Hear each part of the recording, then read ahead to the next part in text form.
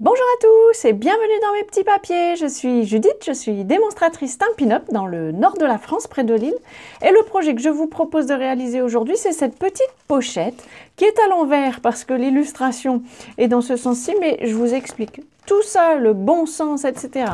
tout de suite après. Une petite pochette, je l'ai trouvée sur le net, j'ai trouvé ça très sympa. Voilà, c'est là que je vais mettre mes prochains projets de cartes. Elle est vraiment toute simple, jolie, elle pourrait être glissée dans un album, plein de belles choses. Bref, c'est parti, on réalise cette pochette ensemble tout de suite.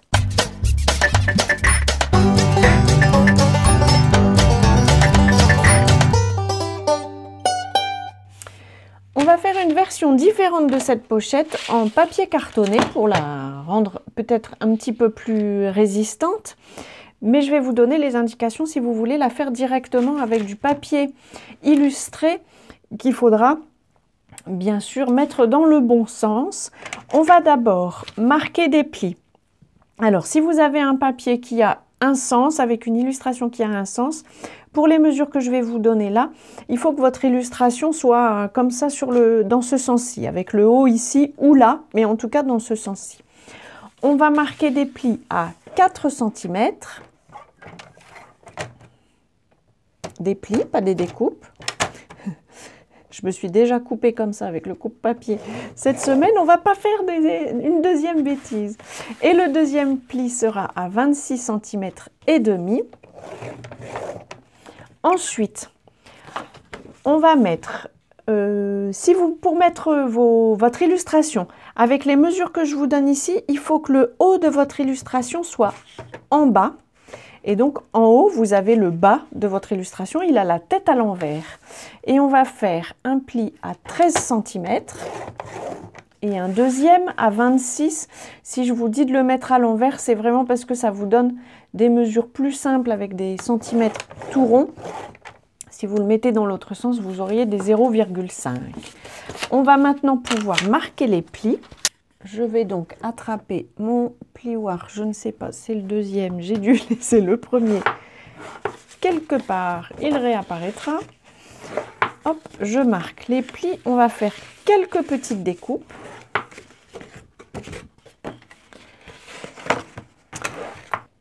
On va donc conserver ces deux morceaux-ci, vont s'en aller. Pour que la fermeture se passe bien, on va légèrement couper en biais ici. Et puis ici aussi, si vous voulez. Je vais peut-être bien me mettre en dessous. Je ne suis pas certaine que vous ayez vu la présentation précédente. C'est vraiment une grande feuille. C'est très rare que j'utilise des feuilles de 30 cm et demi par 30. D'ailleurs, je ne suis pas sûre de vous l'avoir dit tout de suite. Il vous faut une grande feuille de 30,5 par 30,5. Vous savez, c'est les mesures de 12 pouces sur 12 pouces. Ce sont des mesures qui servent surtout pour le scrap à la base, mais qui sont parfaites aussi pour des grands projets, des grandes boîtes, etc. Donc là, je vais être très courageuse, je vais le couper avec ma paire de ciseaux, mais je ne suis vraiment pas bonne avec une paire de ciseaux. Vous pouvez aussi, bien entendu, le couper avec le coupe-papier, mais si c'est le cas, c'est mieux de le faire avant d'avoir marqué vos plis. Vous les tracez avec le curseur clair, et avant de plier, vous coupez, parce qu'une fois que les plis sont faits, on a tendance à, je trouve, à déchirer un petit peu le papier cartonné. Hop, voilà, on a nos découpes principales qui sont faites. Cette fois-ci, j'ai eu envie de mettre une décoration plutôt en papier de série design. Ce papier-ci, il vient de la collection Hiver Royal. Je pense que c'est lui que je vais garder à l'intérieur pour ma petite décoration. Donc je le mets avant de faire une petite perforation pour pouvoir fermer ma pochette. Sur le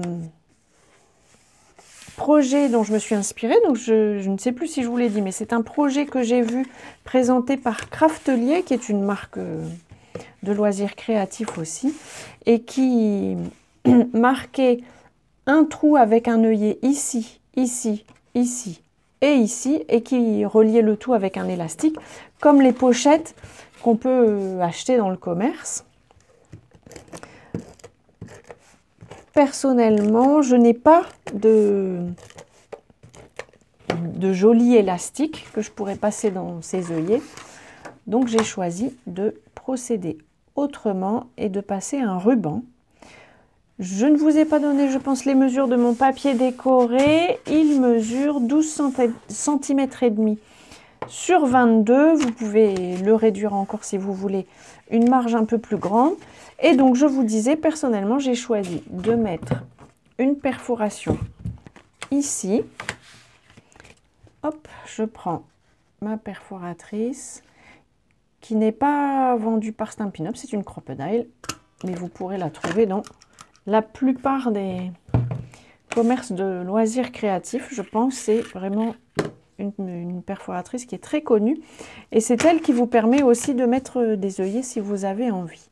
Je vais passer un ruban. Comment s'appelle-t-il ce ruban? Je vais trouver ruban texturé. J'en prends une longueur assez grande et je vais le fermer ici à l'intérieur. Alors j'ai choisi cette solution parce que je me suis dit, même si j'utilise des papiers cartonnés qui vont jusqu'au bout, mon ruban il se mettra à la forme du papier que je glisse à l'intérieur.